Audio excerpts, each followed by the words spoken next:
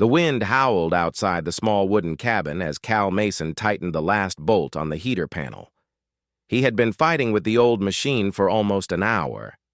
It worked fine during warm seasons, but tonight, the cold on the frontier planet had hit harder than usual. The storm warning had flashed across his scanner before sunset, predicting a long night of freezing air rolling down from the White Mountains. Cal wiped his forehead and leaned back, staring at the weak glowing lights inside the cabin. Nothing about this place was fancy. The walls were made of simple planks, the windows were patched with old sealant, and his bed creaked every time he sat on it. But it was home for now, at least while he worked at the remote tower station. The outpost was far from the main colony. Too far. Sometimes he went days without seeing another human. The only beings who passed through these areas were the Apache, tall, slender alien people who lived in the wild lands and avoided human settlements. They were proud, private, and loyal to their own ways. Cal respected them, even admired them, but they rarely approached humans unless they had a reason. He checked the front door again to make sure it was locked. The storm was growing stronger. Snow, well, not exactly snow, but something like icy dust, struck the windows in tiny bursts. Cal rubbed his arms. Even with the heater fixed, the air inside felt colder than normal. He threw more blankets on his bed, then sat down with a simple bowl of stew. It wasn't delicious, it never was, but the warmth helped fight the numbness in his fingers. The night settled in, deep and quiet. The storm kept howling, but the cabin's interior turned softer, almost peaceful. Cal leaned back on his pillow, reading through an old logbook. His eyelids grew heavy. He didn't even realize when sleep took him. Hours passed. The fire in the small stove flickered lower. The wind outside grew louder, and somewhere in that storm-filled darkness, footsteps crunched softly on the frozen ground. Cal didn't hear the footsteps. He didn't hear the soft click of the door's outer latch either, or the faint whisper of cold air sliding inside for just a moment. The storm drowned everything out, but something else moved quietly in the room, a shadow near the entrance, short and trembling. It hesitated, its breaths shaking, then slowly walked toward Cal's bed. The mattress dipped slightly under new weight. Cal shifted in his sleep. His hand brushed against something warm. No, not warm. Something cold, very cold, like smooth skin touched by the winter storm. His eyes flew open. A dim glow filled the dark room from the shape lying beside him under the blankets. The glow wasn't from the lamp or the heater. It came from the person under the covers. Cal shot upright, heart hammering in his chest. His breath fogged in the air as he grabbed the small lantern beside the bed and lit it with shaking hands. The dim yellow light filled the space. His heart almost stopped. An Apache woman lay curled against him, wrapped inside his blanket, her slender frame trembling. Her skin, usually a soft bronze tone like many Apache, was glowing faintly blue, an effect that happened only when their bodies were dangerously cold. Her long black hair was covered in bits of frost, her lips pale from freezing air. She shivered uncontrollably. Cal recognized her face. He had seen her only twice from a distance, an Apache scout named Nayeli. She was known in these lands, skilled at tracking and silent movement, but what in the world was she doing in his bed? "Hey, hey!" Cal whispered urgently, leaning closer. "Nayeli? Can you hear me?" Her eyes opened only halfway, showing a pair of bright amber irises. They flickered weakly in the lamplight. "You... warm core," she whispered in a thin, trembling voice. "Needed... warmth." Cal stared at her, trying to understand. He had read about the Apache's struggles with sudden temperature drops. Their bodies adapted well to heat, but the cold could send them into shock faster than humans. "You should have knocked," he muttered softly, though he knew she probably had no strength for that. "All right, don't move. I'll warm the room more." He tossed a few fuel logs into the stove and shut the door tightly. The fire rose with a soft roar. He then grabbed extra blankets from a shelf and placed them around her. When he touched her arm, he almost gasped. She felt like ice. "How long were you out there?" he asked, voice full of worry. She couldn't answer. Instead, she curled deeper into the blanket and tried to move closer to the warmth from Cal's side of the bed. He swallowed hard. He didn't want to make her uncomfortable, but she clearly needed body heat. Humans produced steadier warmth than Apache did, especially in cold seasons. Their tribes sometimes slept in close groups to survive such storms. He took a slow breath, then sat beside her again. She instantly pressed against him, seeking heat. He felt her cold skin through the blanket, her body shivering violently. "It's okay," he whispered, more to calm her than himself. "You're safe. Just breathe." Minutes passed. Cal kept checking her pulse, making sure she wasn't going into full cold shock. Slowly, the glow under her skin dimmed, turning from bright blue to a soft silver. That was good. It meant the temperature inside her body was rising. When she finally spoke again, her voice was weak but clearer. "I got separated from my patrol." Cal nodded. "The storm hit fast. You're lucky you made it here." "Not lucky," she whispered. "I followed your heat trail. Humans burn bright in the cold. Easy for us to sense." Cal blinked. He didn't know humans gave off anything special, but Apache's senses were sharp. Maybe they detected warmth differently. She shifted slightly, her breath forming small clouds in the air. "I could not stay outside. My limbs were freezing. I needed shared warmth." "So you sneaked into my bed?" She nodded faintly, embarrassed. "I did not want to frighten you."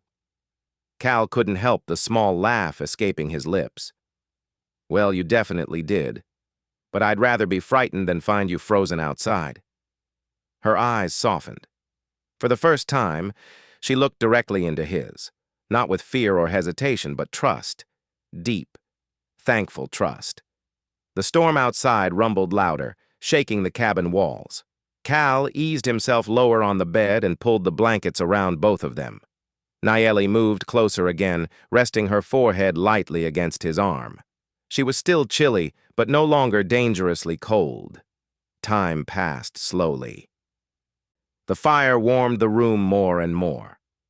The cabin became a small island of safety inside a world of ice. Nayeli's breathing steadied. Her shivering stopped. Her glowing skin shifted from silver back to its normal bronze shade, though a soft warmth still pulsed faintly beneath the surface. "Better?" he asked. "Yes," she whispered. "Much better." Cal nodded. He leaned back against the pillow, trying to relax. But his mind kept spinning with questions. Why had she risked traveling alone in the storm? Was her patrol injured? Was something wrong in the valley? He didn't ask yet. She needed rest first. The silence settled into something calm, almost peaceful. The fire crackled gently. The wind outside grew muffled behind the thickening snow. After a few minutes, Nayeli spoke again, her voice quiet but steady. "Human Cal, When dawn comes, my tribe may think wrong things about what happened." His eyebrows shot up. "Wrong things? Wait, what? We didn't—" "I know," she said softly, "but they follow old customs. Sharing warmth is meaningful to them. They might think you forced me, or that I chose you." Cal froze. "I didn't force anything," he said, careful but firm. "I know," she said again, her amber eyes warm. "That is why I must explain, but even if I explain, they might not believe." That made Cal uneasy. The last thing he wanted was a misunderstanding with the Apache. "What do we do?" he asked. "Tomorrow," she whispered, resting her head lightly on his shoulder. "We go to the tribe together. They must see the truth." He opened his mouth to reply, but a sudden loud crack sounded outside. Something had slammed against the cabin wall, maybe a fallen branch, maybe something else. Nayeli lifted her head, alert. Even weakened, her warrior senses activated immediately. Her eyes narrowed. "The storm grows worse," she murmured. Cal nodded, listening. "We're not going anywhere tonight. We stay here until the sun rises." She lowered her head again, exhausted. "Then I will rest." Cal watched her for a moment. The glow under her skin faded more, becoming barely noticeable now. She was warm enough, safe enough, yet she didn't move away from him. "We do not fear closeness," she whispered without opening her eyes. "For us, warmth is life." Cal felt his heartbeat slow a little. "Then rest. You need it." She nodded softly, and her breathing grew steady again. The storm continued outside, shaping the world into white silence. But inside the cabin, two very different people shared a small bed, wrapped in the same blanket, not by choice of romance or anything forbidden, but simply by survival and trust. Cal kept watching the fire until his eyes grew heavy.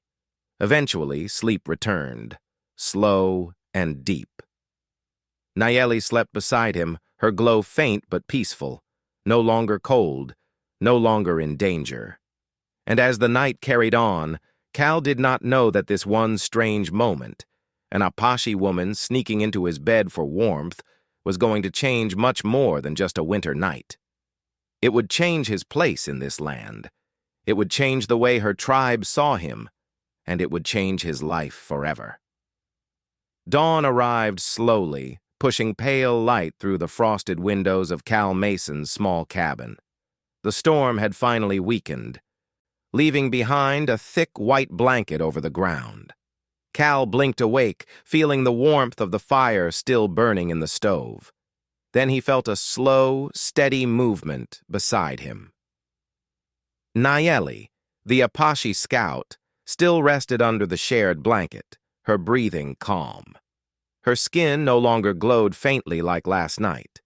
Instead, it held its normal bronze color, and she looked stronger, still tired, but no longer in danger. Her long hair spread over the pillow like dark silk strands. Cal gently shifted, careful not to wake her too suddenly. But Apache's senses were sharp. Her eyes opened quickly, alert, then softened when she realized it was just him. "You slept well?" Cal asked softly. "Yes," she replied. "Your cabin is warmer now. The storm could not reach us." Cal nodded and sat up. "It's safer outside, but we should move soon." "Your tribe must be worried." Nayeli sat slowly, adjusting the blanket around her shoulders. She looked at the window, watching the morning light paint the frozen world in silver shades. "They will worry," she said quietly. "They will also ask questions." Cal felt a knot form in his stomach. "About last night?" "Yes." He sighed. "I want to avoid trouble. I just helped you survive. I hope they understand that." Nayeli studied him for a moment. Her amber eyes were calm, thoughtful. "They will listen, but some may not trust humans easily. Our histories are different, our customs even more so." "Then you'll have to explain," Cal said. "I will," she said firmly. "I will stand with you. They must hear the truth from both of us." Cal nodded slowly. He respected her courage. She could have left early, tried to return alone before sunrise. Instead, she stayed and chose honesty over hiding what happened. He stood from the bed and grabbed his jacket from the nearby chair. Nayeli wrapped herself in one of his spare blankets like a cloak and walked toward the stove. "You know," Cal said, "you're welcome to warm up more before we go." "I am warm enough now," she replied. "Humans are strong in cold. Apache are strong in heat. We share different gifts." Cal smiled at that. "Guess we balance each other out." She tilted her head, a small, rare smile touching her lips. "Perhaps." They ate a simple breakfast. just reheated stew and some dried fruit. Nayeli ate slowly, still recovering. After eating, she stood and stretched, testing her muscles. Her strength seemed to be returning. Cal packed supplies into his small satchel, extra gloves, a thermal blanket, emergency flares. Nayeli adjusted her boots and checked the knife she carried at her hip. She moved with the elegance of a hunter, but Cal could tell she was still tired from the cold shock. When they stepped outside, the air bit their skin sharply. Frost covered every tree, every rock, every path. The quiet was heavy, almost too still. Nayeli walked ahead, and Cal followed. She moved gracefully even through the snow, leaving light footprints, almost floating over the frozen ground. Cal's boots sank a little deeper, crunching loudly. After several minutes of walking, Nayeli looked back. "Your footsteps are loud." "I know," he said with a grin. "Humans aren't exactly good at sneaking." She smiled softly. "It is fine. The tribe will hear us coming." They reached the valley after about 30 minutes. The Apache camp came into view. Several tall tents made of woven plant fibers and leather shaped like long ovals. Smoke rose gently from central fire pits. A few warriors patrolled on the ridge, their tall figures sharp against the bright snow. As soon as the warriors spotted Nayeli, they froze. One raised a horn and blew a sharp note. Within seconds, more Apache emerged from the tents, rushing toward the valley entrance. Cal swallowed hard. He felt every eye on him, some curious, some cautious, some clearly suspicious. Nayeli lifted her head with dignity and walked forward. Cal stayed just behind her. They approached the center of the camp where the elders waited, wearing carved wooden beads and decorated cloaks. One of the older male elders stepped forward. His voice was deep and serious. "Nayeli, daughter of the wind path," he said. "You vanished during the storm. We feared you lost." "I was not lost," she replied. "I found shelter." Another elder, an older woman with silver patterns painted on her arms, narrowed her eyes at Cal. "With a human?" The murmurs around them grew louder. Cal felt a cold wave move across his back. Nayeli moved closer to him, a clear sign she stood by his side. "I chose to go to him," she said strongly. "My body was freezing. I followed his warmth trail in the storm." The elder woman's gaze softened only slightly. "And he helped you?" "Yes," Nayeli replied. "He saved my life." The crowd didn't calm. Some Apache warriors exchanged confused glances, others whispered about customs, warmth sharing, and meaning behind such contact. One younger warrior stepped forward with narrowed eyes. "Did the human weaken you? Did he force you into his bed?" Cal stepped forward, shaking his head quickly. "No! She came to me. I didn't even know she entered until she was already freezing beside me." The warrior frowned, unconvinced. Nayeli's voice cut through the air like a blade. "Enough! Do not accuse him without knowing. I went to his cabin on my own, and if I had not, I would have died." Silence. Strong, heavy silence. Another elder finally spoke. "If this is true, then the human has done us a service, but we must understand what happened fully. Sharing warmth is a sacred act among us." Cal felt his pulse quicken. He hadn't meant to break any cultural rule. He nodded. "I didn't know it meant anything. I just wanted to help." Nayeli turned to the elders. He meant no disrespect. The elders exchanged glances, long, quiet understanding passing between them. They were not angry, but cautious. Before they could speak again, a loud crack echoed through the valley. All heads snapped upward. A small avalanche broke loose from the mountain ridge, sliding down in a wave of ice and dust. It didn't hit the camp, but came dangerously close. More storm clouds were gathering above the peaks. One of the scouts ran toward the elders. "A new storm approaches, stronger than yesterday!" The camp erupted into motion. Tents needed securing. Supplies had to be moved. Fire pits needed more fuel. Cal felt his breath catch. Another storm, stronger, would be dangerous for both humans and Apache. Nayeli looked at him with urgency.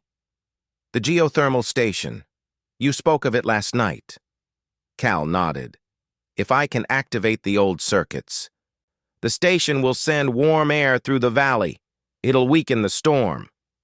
The elders turned sharply at his words. That old machine is broken, one said. Not broken, Cal replied. Just shut down for years. I worked its systems last season. I can bring it back online. The warriors looked uncertain. The Apache trusted their traditions and natural survival skills, not machines. But even they knew this storm was different, dangerous, unpredictable.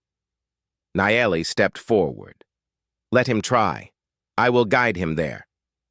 The elders hesitated. Finally, the oldest among them nodded. Go, save the valley if you can. Cal and Nayeli set off immediately toward the geothermal station, a rusted metal structure built near a deep crack in the earth. Steam hissed from vents, but the main heating systems were offline. The path there was rough, icy, and lined with sharp rocks. Nayeli moved like a shadow despite her exhaustion, pointing out dangers before Cal stepped into them. You know, Cal said between breaths, you Apache move like you're part wind. She glanced back, a small smile forming. And you humans move like you are made of stone. He laughed, despite the seriousness. They reached the old station just as the sky darkened again. Cal rushed to the control panel, brushing off snow and dust. The lights were dead. He grabbed his toolkit and began working quickly. Nayeli stood guard, watching the clouds gather. Her hair whipped in the wind as she scanned the horizon. Hurry, human, she said softly. I'm trying, he muttered, tightening wires and reconnecting circuits. This thing has been asleep for too long. A loud rumble shook the ground.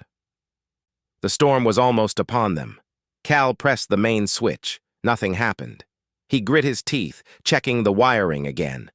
Nayeli stepped closer, placing a steadying hand on his shoulder. Do not lose heart, she said. You humans burn bright. You can do this. Her trust gave him strength. He tried again, adjusting one final valve that might have been stuck from years of rust. He hit the switch. This time, the station roared to life. Pipes shook, heat surged through the vents, and warm steam shot into the sky. The valley below began filling with a gentle wave of heated air. The approaching storm weakened as soon as it touched the warm current, its icy winds breaking apart. Nayeli exhaled, relief flooding her face. You did it! Cal smiled, breathing hard. We did it. They made their way back to the tribe. The Apache gathered at the edge of camp, staring up at the rising steam clouds. The once threatening storm was fading away. The elders approached Cal and Nayeli. You saved this valley, the elder woman said. The warmth has protected all of us. Cal shook his head. Nayeli led me. I just fixed an old machine. Nayeli stepped beside him, proud. He saved me last night. Today he saved my tribe. The elders nodded solemnly. Then let this day mark peace between us, the oldest said. And may you both walk with honor. The tribe bowed their heads in respect. Some warriors stepped forward, touching their hands to their foreheads, a sign of acceptance. Cal felt a warm, strange feeling in his chest. He'd never been honored by an Apache before. Nayeli turned to him quietly. You have a place among my people now. And you? He asked softly. She smiled gently. I choose to walk between both worlds, and for now, I choose to walk with you. They walked side by side toward the fading steam clouds, the warming valley, and the peaceful horizon. The storm was gone, but something new had formed. Trust, alliance, and a bond created on a frozen night that neither of them would ever forget. Their worlds had changed, and so had they.